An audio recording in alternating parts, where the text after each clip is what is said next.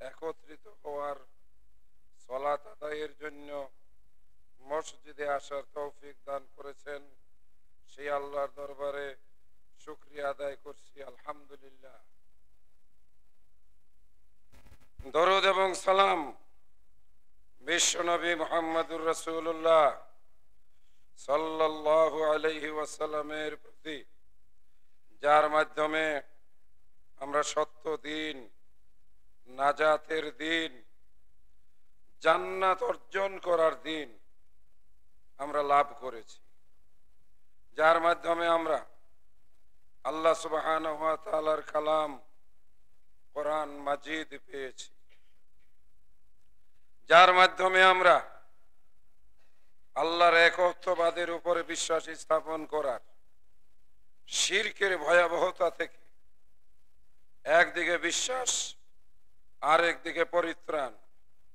আল্লাহ এক, আল্লাহ দ্বিতীয়, ওয়াহদাহু লা শারীকা লাহু, লাহুল মুলকু ওয়া লাহুল হামদু ওয়া হুয়া আলা কুল্লি শাইইন কাদির।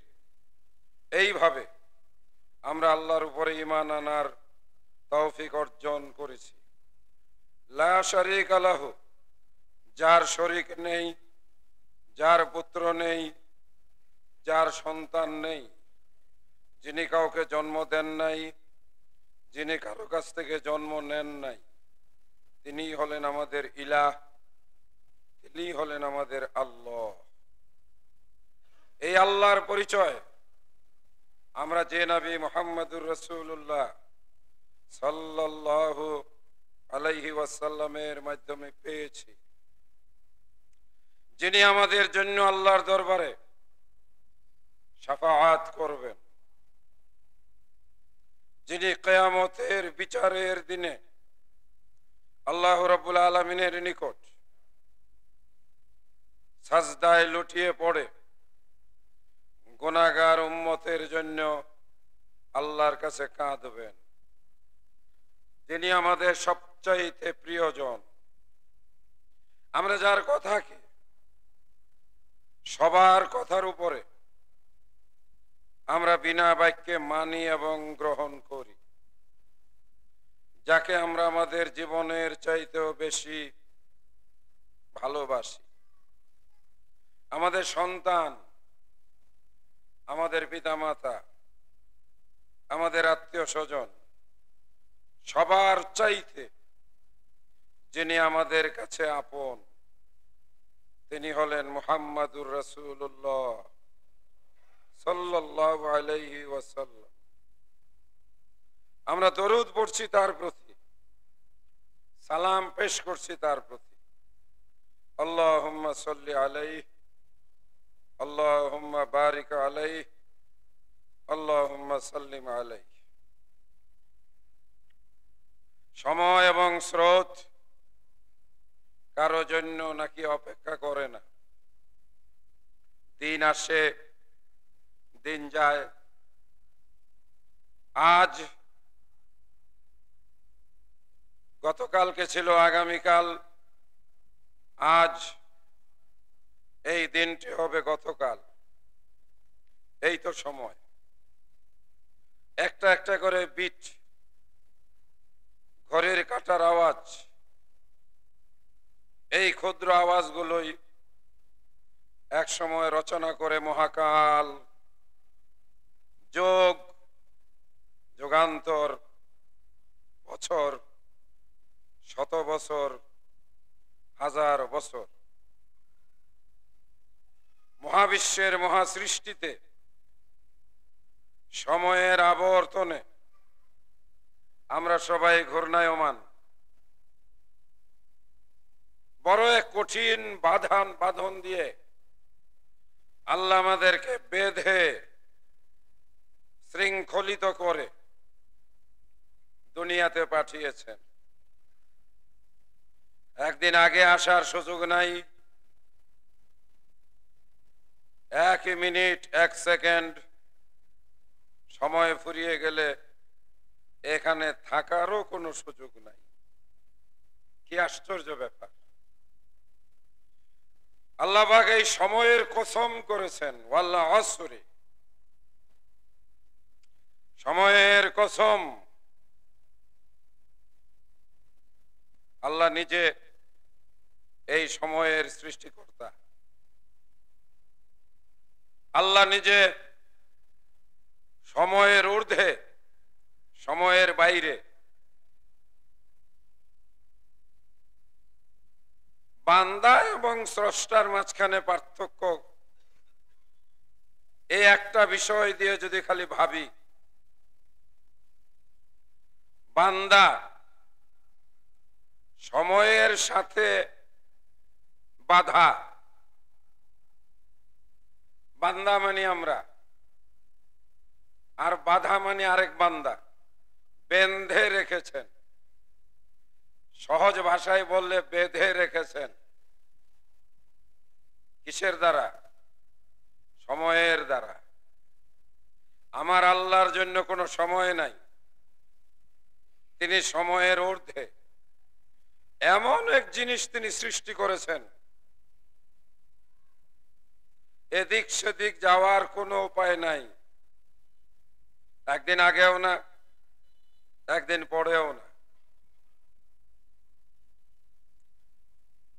যতই চেষ্টা করি না কেন,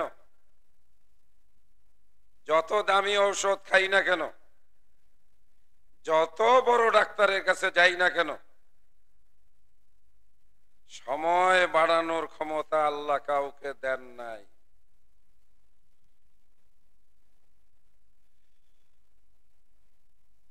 আগামী জুমার বারে ঘরে ঘরে সময়ের তারিখের হিসাবের পরিবর্তন ঘটবে। আনন্দের সাথে এক সময় আমরা ক্যালেন্ডার টানিয়েছিলাম 2024 সালের, কত যত্ন করে। যার যেখানে পরিচয় আছে সেখান থেকে আমরা একটা ক্যালেন্ডার সংগ্রহ করেছি। যেমন যারা ব্যাংকে লেনদেন করে, ব্যাংকের ম্যানেজারকে বলে, ভাই নতুন বছরের ক্যালেন্ডার দিবেন না? সেই ক্যালেন্ডারটি আগামী 3-4 দিন পর আমরা নামিয়ে ফেলে দেব। আপনার আমার জীবনটাও তো এরকম। যেদিন আসলেন, বাবা মা কত খুশি হলো, কত দৌড়াদৌড়ি আনন্দ, ছেলে হয়েছে, ছেলে হয়েছে, অমুকের মেয়ে হয়েছে, মেয়ে হয়েছে। এই আপনি আমি একদিন পুরাতন ক্যালেন্ডারের মতো এই দুনিয়া থেকে পরিত্যক্ত জিনিসের মতোই ফেলে দেওয়া জিনিস হয়ে যাবে। তাড়াতাড়ি করো, তাড়াতাড়ি করো, গন্ধ বের হয়ে যাবে। সকালে মারা গেছে, এখনো তোমরা গোসল দাও নাই, কাপড় আনো নাই, কাফনের কাপড় দ্রুত করো। আমি বোঝাতে চাচ্ছি, বছরের শেষ জুমা, যদিও ইংরেজি বছর শরীয়তের দৃষ্টি থেকে তেমন কোনো গুরুত্ব বহন করে না। আমাদের বছর, আমাদের হিসাব, যেটা আল্লাহ পাক কোরআন মাজিদে সূরা তাওবায় বলেছেন, ইন্না ইদ্দাতাশ শুহুরি ইনদাল্লাহ 12, আল্লাহ 12 মাস দিয়েই বছর বানিয়ে দিয়েছেন, যেগুলো গণনার সুবিধার্থে কোরআনের বছর, ইসলামের বছর,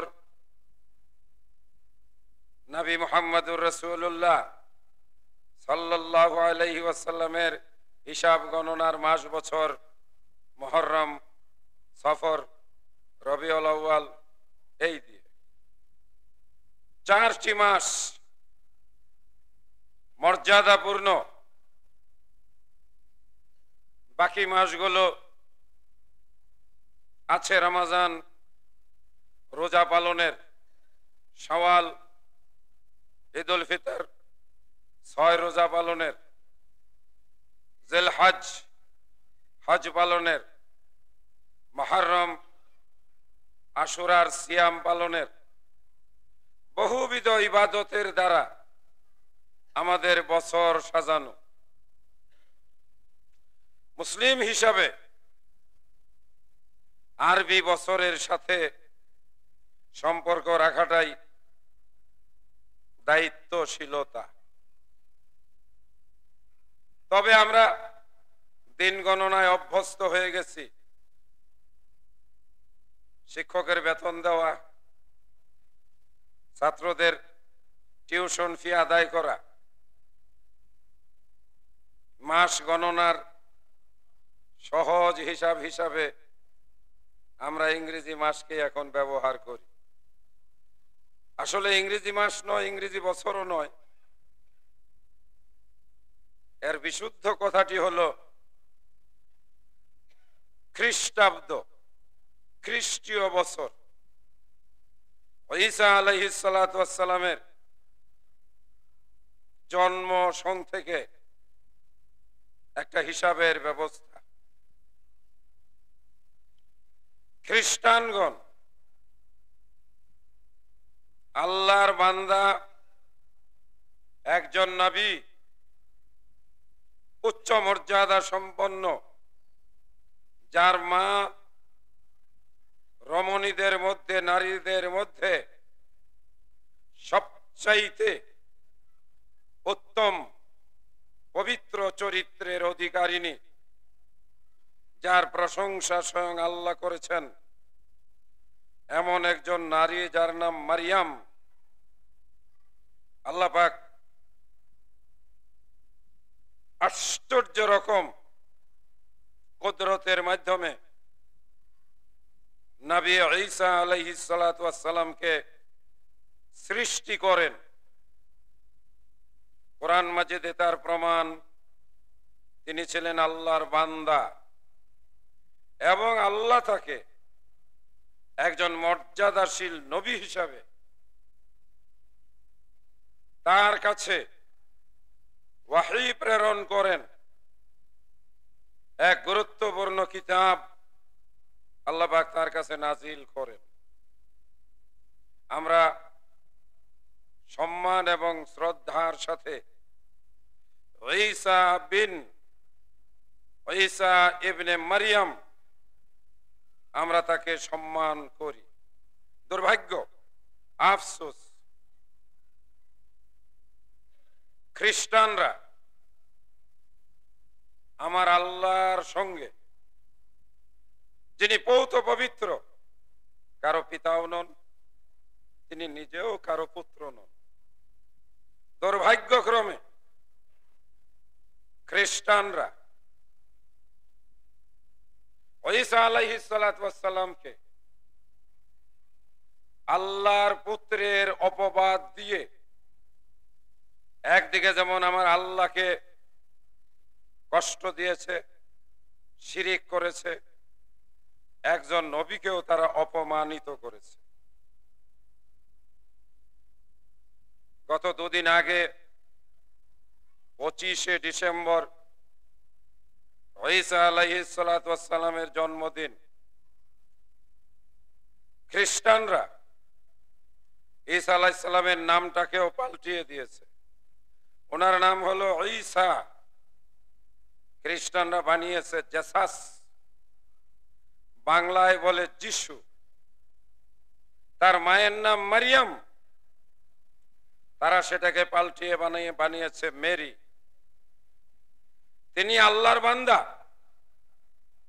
তারা ঈসা আলাইহিস সালামকে বলে বেড়ায় তিনি আল্লাহর পুত্র, ঈশ্বরের পুত্র। নাউজুবিল্লাহ। এজন্যই আমি এই কথা কয়টিকে আজকের খুতবায় নিয়ে আসলাম, কারণ আমরা গত একদিন আগে বড়দিন নামে খ্রিস্টানদের একটি দিবস দেখে আসলাম। তারা আল্লাহর পুত্রের অপবাদ দিয়ে বড়দিন পালন করে। তারা তাদের ভাষায় যিশুর জন্মদিবসে কেক কাটে। তারা যিশুর জন্মদিবসে মোমবাতি জ্বালায়। তারা তাদের ক্রিসমাস বৃক্ষে আলোক সজ্জা করে। তারা ওই দিন উৎসব করে। আমি বোঝাতে চাচ্ছি, জন্মদিন পালন করা, জন্মদিনে মোমবাতি জ্বালানো, জন্মদিনে কেক কাটা, জন্মদিনকে নিয়ে উৎসব করা, বাড়ি ঘর সাজানো, পিছনে সুন্দর করে রঙিন কাগজে নাম লিখে হ্যাপি বার্থডে টু ইউ ইত্যাদি ইত্যাদি। এই মুসলমান, এগুলো তোমার আমার জন্য নয়, এগুলো খ্রিস্টানদের ধর্মীয় অনুষ্ঠান, শিরকি অনুষ্ঠান। লজ্জা লাগে না তুমি মুসলমান হয়ে? যেই খ্রিস্টানরা ঈসাকে আল্লাহর পুত্র বানালো আর আল্লাহকে বাপ বানাইলো, সেই ছেলের জন্য তারা কেক কাটে, মোমবাতি জ্বালায়, বলে হ্যাপি বার্থডে টু ইউ।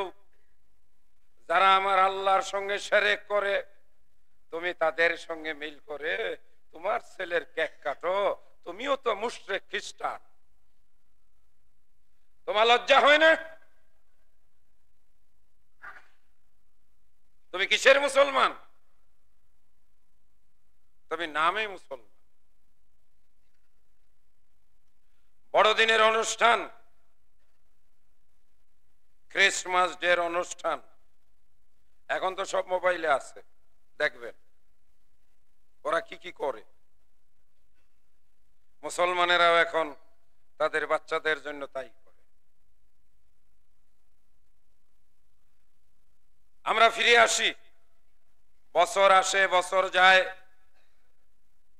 মনে রাখার জন্য আমার চিন্তা, আমার ভাবনায় যেটা এসেছে আমি আপনাদের সঙ্গে শেয়ার করলাম। গত জানুয়ারিতে যে ক্যালেন্ডার বড় আদর করে, মহব্বত করে, কত যত্ন করে ঘরে টানিয়েছিলেন, এই ক্যালেন্ডার আর দুদিন পরে আপনি ছেড়ে ফেলে দিয়ে নিক্ষেপ করবেন ডাস্টবিনে। এই তো জীবন। ওর হায়াত ছিল 1 বছর,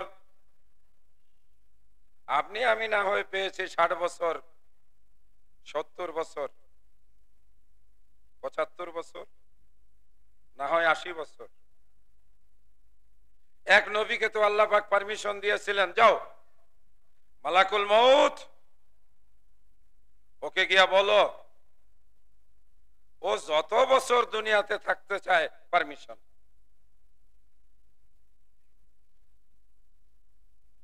একটা ঘন লোম বিশিষ্ট প্রাণীর পিঠের উপরে হাত রাখলে কত হাজার চুল এই হাতের নিচে পড়বে।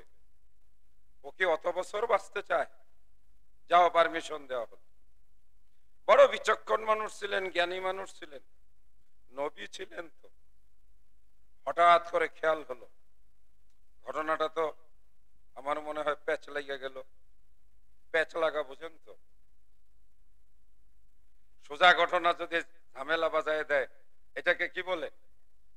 মিয়া কাজটা সোজা ছিল, তুমি তো আইসা একটা প্যাচ লাগাই দিলা। মালাকুল মউত আজরাইল, আমরা আজরাইল বললে বেশি চিনি, আবার একটু ভয়ও বেশি পাই। মালাকুল মউত বললে একটু ডর কম লাগে, কিন্তু ওইটাই তার অরিজিনাল নাম। বাংলাদেশের এই মালে মোলামারা অনেক কিছু পারে, এরা ফেরেশতার নাম পাল্টাই দিচ্ছে। এরা সালাত, আল্লাহ ফরজ করছেন সালাত, আমাদের উপরে আল্লাহ ফরজ করেছেন কি? সালাত। বাঙালি মৌলবীরা এই সালাতকে চেঞ্জ করে নামাজ নাম দিয়ে দিছে। আজরাইলের মতো ফেরেশতার নাম বাঙালি মৌলবীরা চেঞ্জ করে ফেলছে, কোরআনের নাম পাল্টাই ফেলছে। আল্লাহ কোরআনের কি নাম দিছেন? কোরআন মাজিদ। বাল হুয়া কোরআনুম মাজিদ। এইটা মৌলবীগণ পছন্দ হয় না, এরাই কোরআনের নাম দিছে কোরআন মাজিদের জায়গায় কোরআন শরীফ। আল্লাহ ফরজ করেছেন সিয়াম, কুতিবা আলাইকুমুস সিয়াম। ওদের কাছে সিয়াম ভাল লাগে না, এটারে পাল্টায় নাম দিছে রোজা। আলেম উলামার নাম দিছে হিসাব। আলেম, আল্লাহ নবী বলেন ফজলুল আলেমে আলাল আবেদে, আলেমের মর্যাদা ইবাদতকারীর উপর কাফাজলি আলা আদনাকুম, যেমন আমার মর্যাদা তোমাদের সাধারণদের উপর। আলেম সাহেব বলি না আমরা, একটু হিসাব করলে পছন্দ। আবার ইদানিং দেখবেন মোটামুটি একটু ওয়াজ নসিহত করে সুসার দেয়, তার নামের সাথে আবার লেজ লাগাইছে দাবা। দাবা জানেন এটার অর্থ কি? দামাত বারাকাত, মানে এই বক্তা সাহেবের একটা ভান্ডার আছে বরকতের, ওই বরকতটার ভান্ডারটা হলো চিরস্থায়ী, নাউজুবিল্লাহ। আর আল্লাহ বলেন বরকতের মালিক হলাম আমি, বিয়াদিকাল খায়র, আল্লাহর হাতে হলো বরকত। তাবারাকাল্লাযী বিয়াদিহিল মুলক, তাবার তাবারাকা বরকত কার কাছে? আল্লাহর কাছে। এটা বাংলাদেশে মৌলবীরা নিজেরাই নিয়ে নিছে। সময়ের আলোচনা করতে গিয়ে সামান্য একটু বাইরে চলে গেছি। মরণ একদিন আসবেই। কেউ যদি আফসোস করে বলে লাউলা আখারতানি ইলা আজালিন করিব, আমাকে একটু সুযোগ দাও, আমাকে একটু সুযোগ দাও, একটু আমাকে চান্স দাও, আমি সব দান করে দেব। আল্লাহ কোরআন মাজিদে বলে ওয়ালা ইউআখিরুল্লাহু নাফসান, কখনো না, নেভার, এটা হবে না। প্রতিদিন আপনি 1 কেজি করে আপেল খান, ডাক্তাররা বলে আপেল খাইলে হার্ট ভালো থাকে, হার্ট ভালো থাকলে মানুষ মরবে না। তাই বলে কি 1000 বছর বাঁচবে? সম্ভব আছে না।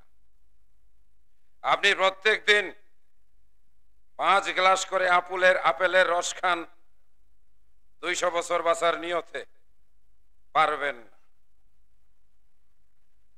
কোনো কিছু খেয়ে দিয়ে দীর্ঘ সময় বাঁচা যায়, এটা যদি সত্য হতো পৃথিবীর কোনো ডাক্তার মৃত্যুবরণ করত না,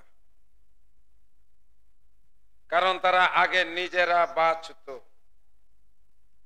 রাসূল বলেন সাল্লাল্লাহু আলাইহি ওয়াসাল্লাম ইগতানিম খামসান ক্বাবলা খামসিন, 5টা জিনিসকে, 5টা জিনিস আসার আগে মহামূল্যবান আল্লাহর কাছ থেকে পাওয়া সম্পদ মনে করে ওইগুলোর যত্ন নিও। সময় ফুরিয়ে গেলে ওগুলো তোমার কাছে থাকবে না। খাঁচার ভিতর অচিন পাখি আসে যায়, খাঁচাওয়ালা বুঝতেও পারে না। মাটির তৈরি হাড্ডি আর গোশত দিয়ে গঠন করা শরীরে যৌবন আসে, যৌবন আবার চলেও যায়। আসার সময় যেমন কেউ বাধা দিতে পারে না, যাওয়ার সময়ে কেউ বাদ দিয়ে আটকাতে পারে না। যদি পারত জগতে কেউ বৃদ্ধ হতো না, আল্লাহ সময়ের ঊর্ধ্বে, আমি আপনি সময়ে বাধা। আজকের দিন আগামীকাল হবে গতকাল, গতকাল কখনো ফিরিয়ে আনা যায় না। Past is past. ভাবুকেরা বলে, যারা ভাবনা করে আর কি, সময় গেলে সাধন হবে না। বিচক্ষণ মানুষে বলে, সময়ে 1 ফুর, অসময়ে 10 ফুর। যৌবনের নামাজ ইবাদত আল্লাহর কাছে বড় প্রিয়। রুকু সেজদা ভালো করে করা যায়। বৃদ্ধ বয়সে হাঁটুর ব্যথা, কোমরের ব্যথা, হাড় ক্ষয়, ডায়াবেটিস, মাজা বাঁকা করতে পারে না, কত ঝামেলা। কথা ছোট ছোট, মনের ভিতরে গেঁথে নেওয়ার জন্য সহজ হিসাব, সবগুলোই পুরাতন কথা। আমাদের দায়িত্ব হলো মনে করিয়ে দেওয়া। আমাদের নবী মুহাম্মদুর রাসূলুল্লাহ সাল্লাল্লাহু আলাইহি ওয়াসাল্লাম বলেন, ইগতানিম খামসান ক্বাবলা খামসিন। 5টা জিনিসকে মহামূল্যবান সম্পদ মনে করো যতক্ষণ তোমার হাতে আছে। 5টা জিনিস যদি চলে যায়,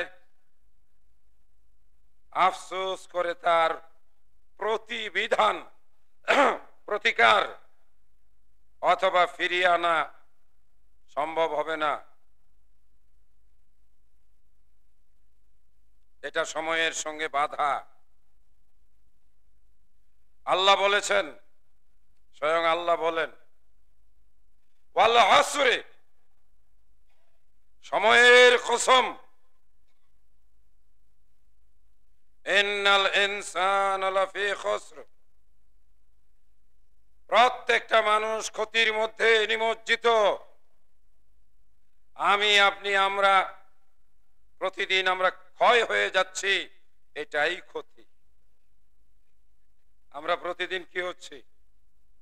ক্ষয় হয়ে যাচ্ছে, শেষ হয়ে যাচ্ছে। বিশ্বাস হচ্ছে না? সেকেন্ড সেকেন্ড সময় হিসাব করে একদিন আমরা শেষ সময়ের শেষ স্টেপ, শেষ জায়গায় পৌঁছে যাব, যেটাই আমাদের চূড়ান্ত পরিসমাপ্তি। এত কথা কেন বলছি আপনাদের সামনে? আপনারা মনে মনে ভাবতে পারেন, মাঝি পাল উড়াইয়া দে, মাঝি যেতে হবে অনেক দূর, পথ লম্বা, পাথেয় সামান্য, যা কিছু করার সময় থাকতে করে নাও। এতগুলো পেচাল কেচাল করার, এটাই হলো সার কথা। গতকাল কখনো ফিরে আসবে না। যদি আজকে আফসোস করেন, গতকাল তো সুস্থ ছিলাম, মনোযোগ দিয়ে তাহাজ্জুদের নামাজ পড়তে পারতাম, আজকে তো হাড় ক্ষয় হয়ে গেছে। এই যে কোমরে হাত দিলাম যেখানে, হাঁটুর পাটি ক্ষয় হয়ে গেছে, ভালো করে সেজদা দিতে পারি না, রুকু করতে পারি না। ফরজ নামাজি তো মাঝে মাঝে চেয়ারে বসে পড়ি, তাহাজ্জুদ হবে কেমনে? যৌবনকালে মানুষ চিন্তা করে, আরে এখনো বয়স হয় নাই, বলে না এরকম? আর একটু বয়স হোক, এখন যৌবনকাল। এখন মৌজ করার সময়, এখন মজা করার সময়। বলে কিন্তু এরকম, বলে আরে শেষ বয়সে কি করবি, নামাজ কালাম ইবাদত বন্দেগী করবি শেষ বয়সে। আপনার শেষ বয়সের কোনো ওয়ারেন্টি কার্ড, কোনো গ্যারান্টি কার্ড আছে? আল্লাহ বলেন ওয়ালাই ইউআখিরাল্লাহু নাফসান ইযা জাআ আজালুহা, যখন সময় ফুরিয়ে যাবে এক মুহূর্ত কাউকে সময় দেওয়া হবে না। বছরের শেষ আলোচনা, আবারও বলছি, খ্রিস্ট বর্ষের আবার যত্ন করে ক্যালেন্ডার নিয়ে আসব, আবার দেয়ালে ক্যালেন্ডার ঝোলাবো। প্রথম দিন ক্যালেন্ডার ঝোলানোর সময় মনে হয় 2025 সাল, 2025 সাল, কত আনন্দ। কিছু মানুষ বর্ষ শুরু হওয়ার সময় লাল নীল বাতি জ্বালায়, আলোক সজ্জা করে, আকাশে পটকা ফোটায়। 31 ডিসেম্বর এই নাইটে 12টার সময় রাস্তায় গাড়িতে হর্ন বাজায়, উল্লাস করে। খ্রিস্টানদের দেখা দেখি মুসলমানেরাও হুইস্কি হুইস্কি নামে মদ খায়, মদের বোতল খুলে একজন আরেকজনের শরীরে হুইস্কি ছিটায়। এরা আসলে মুসলমান নয়। আল্লাহ স্মরণ করিয়ে দেন, মা গাররাকা বিরব্বিকাল কারীম, হে মানুষ, ইয়া আইয়ুহাল ইনসান, যেটি আমি তিলাওয়াত করেছি আপনাদের সামনে, মা গাররাকা বিরব্বিকাল কারীম, কে তোমাকে তোমার রবকে ভুলিয়ে দিল, তোমাকে বিভ্রান্তিতে, তোমাকে ধোকার ভিতরে ফেলে দিল? কে? এইসব বছর দিন নববর্ষের শুভেচ্ছা জানানো শরীয়তের দৃষ্টিতে জায়েজ নাই। নববর্ষ বলে শরীয়তেও কিছু নাই। গতকাল আল্লাহর যেমন ছিল আজকেও তেমনই আছে, তবে গতকালকের চেয়ে আজকে দিন, এই যে দিনটা যেটা 1 মিনিট লম্বা হয়েছে, এখন প্রতিদিন 1 মিনিট করে বাড়বে। কেন? এটা সূর্যের সাথে সম্পর্ক, এর বাইরে কিছু না। আবহাওয়ার কারণে, মৌসুমী বায়ু প্রবাহের জন্য শীতের মাত্রা কখনো কমে, শীতের মাত্রা কখনো বাড়ে। কোন দেবতার, কোন তারকার, কারো কোনো আমলের, কারো কোনো পাপের কারণে এগুলো হয় না, কিন্তু মানুষ বিশ্বাস করে। কথা ঠিক কিনা? মানুষ কিন্তু বিশ্বাস করে। বলে আজকে গ্রহ অমুক জায়গায়, আজকে শনি অমুক জায়গায়, এই জন্য এই কারণে আজকে শীত বেশি হবে। কুফুরি কথা। শীত গ্রীষ্মের স্রষ্টা হলেন আল্লাহ, কিছু না। পৃথিবী আর সূর্য আপন আপন কক্ষপথে ঘুরে। কখনো কখনো সূর্যটা তার আপন গ্রহে চলতে গিয়ে আমাদের পৃথিবী থেকে দূরত্ব তৈরি হয়। ওই সময় পৃথিবীতে ঠান্ডা শীত আমরা অনুভব করি। ঘূর্ণায়মান অবস্থায় সূর্যটা যখন আমাদের পৃথিবীর কিছুটা নিকটবর্তী হয় তখন হয় গ্রীষ্মকাল। সেই সময় আমরা গরম অনুভব করি। তীব্রতা, শীতের তীব্রতা, গরমের তীব্রতা। জাহান্নাম আল্লাহর কাছে বলেছিল, আল্লাহ আমার পেটের এক অংশ আর এক অংশকে খেয়ে ফেলছে মুচড়াইয়া। আল্লাহ রাব্বুল আলামিন জিজ্ঞেস করেছিলেন, করবেন, তোমার কি পেট ভরে নাই? জাহান্নাম বলবে না, প্রচন্ড তাপে জাহান্নামের গর্জনে অন্যান্য সৃষ্টি অস্থির হয়ে যাবে। আর এই কারণে আল্লাহ জাহান্নামকে দুইটা নিঃশ্বাস ছাড়ার পারমিশন দিয়েছেন, মানে ঢাকনাটা একটু খুলে দেওয়া হয়। তীব্র গরম, গা পুড়ে যাওয়ার মতো, এটা গ্রীষ্মকালের একটা নিঃশ্বাস। তীব্র শীত, হাড় কাঁপানো শীত, এটাও শীতকালের একটা নিঃশ্বাস। কি বুঝলাম? এগুলোতে কোনো ওই যে গ্রহ রাশি, মিথুন রাশি, তুলা রাশি, কর্কট রাশি, অনেকে আবার রাশি পড়ে, বলে আমি তো কন্যা রাশি, দেখি আজকে আমার ভাগ্যে কি আছে। শিরক, যাবেন না। সময়ের আলোচনা এক্ষুনি শেষ করব। আমার কতটুকু সময় আছে আমি জানি না, হয়তোবা আগামীকাল, হয়তোবা 2025 সাল, হয়তোবা 5 বছর, হয়তোবা 10 বছর, হতে পারে 5 দিন, হতে পারে 5 ঘন্টা।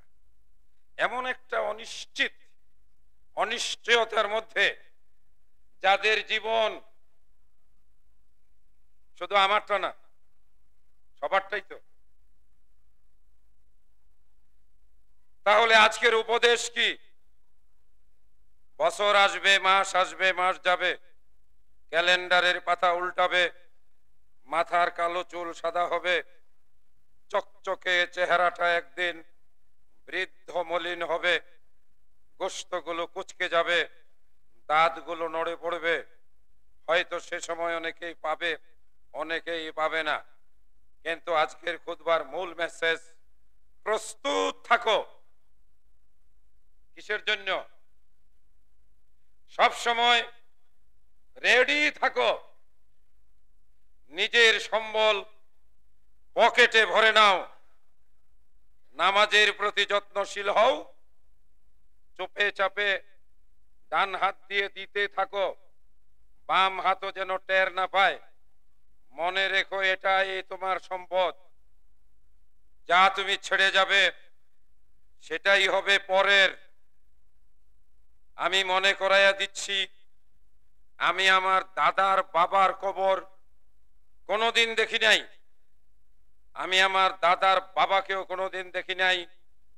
আমার এই 60 বছরের জীবনে আমার দাদার বাবার কবরের কাছে আমি যাই নাই। দাদার বাপ বাদ দিলাম, আসেন দাদার কাছে। আমি শুনেছি আমার আব্বা যখন ছোট, 7-8 বছর, আমার দাদা তখন মৃত্যুবরণ করেন। আমার বাবাই ছিলেন ছোট, আমি তো তখন, আমার তো কোনো অস্তিত্বই নাই। শুনেছি পদ্মার পারে আমাদের বাড়ি ছিল, নদীতে বিলীন হয়ে গেছে, তাই আমার ভাগ্যে আমার দাদার কবর দেখার সুযোগ হয় নাই। আমি জানিও না দাদার কবর কোথায়, দোয়া পড়বো কখন। আমি আমার দাদার কবর চিনিও না। আমার বাবাকে আমি অনেক দিন পেয়েছি, মাওলানা আব্দুল সাত্তার ত্রিশালী, আলহামদুলিল্লাহ মারা গেছেন চোখের সামনে 2 দিন আগে। হিসাব করে দেখলাম 11 বছর হয়ে গেছে। কবরের উপরে ঘাস জ্বালাইছে, আমার অনেক ভাইয়েরা আছে, কেউ আসে না। বাবার সম্পদ সবাই খায়, কবরের কাছে এসে কেউ দোয়া পড়ে না। আমি যখন বাড়িতে যাই, কবরের কাছে দাঁড়াই, দোয়া পড়ি, সালাম দেই, বাবার কথা স্মরণ করি। আমি জানি আমি মারা যাওয়ার পরে আমার ছেলে হয়তো 2-4 দিন আমাকে স্মরণ করবে, আমার নাতিও আমাকে চিনবে না। আপনিও নিশ্চিত থাকেন, আপনার নাতি আপনাকে নিয়ে ভাববে না, টাকা পয়সাও দিবে না, দোয়াও করবে না। বছর চলে গেল, খুতবার সময়ও চলে গেল, খুতবাও শেষ হয়ে গেল। শেষ কথা মনে রাখার জন্য বলছি, নামাজটা ভালো করে পড়বেন, 2 হাত দিয়ে দান খয়রাত করবেন, নিজের সম্বল নিজে করে যাবেন। আল্লাহ তৌফিক দান করুন।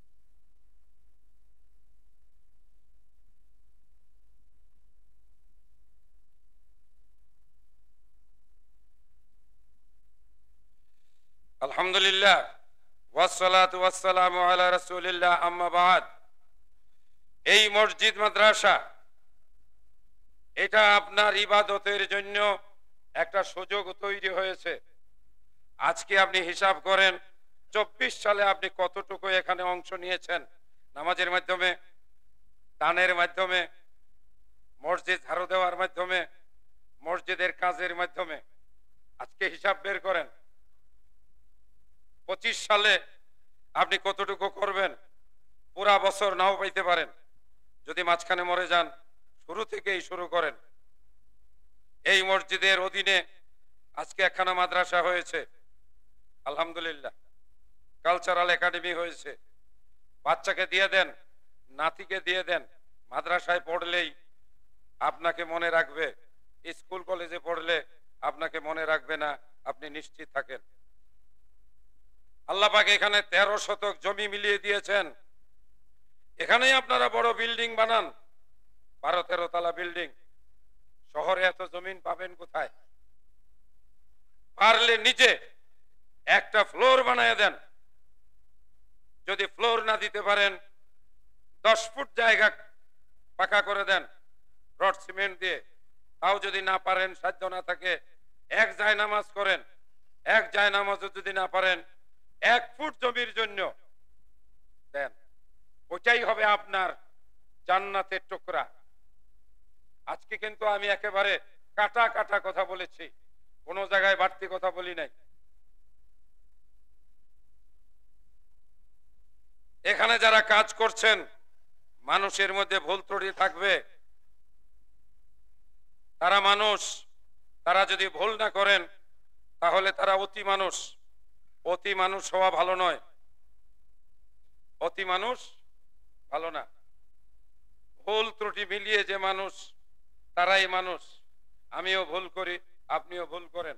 সমালোচনা নয়, সংশোধন করার নিয়তে আমরা একজন আরেকজনের পাশে দিনী ভাই হিসাবে থাকব, সহযোগিতা করব।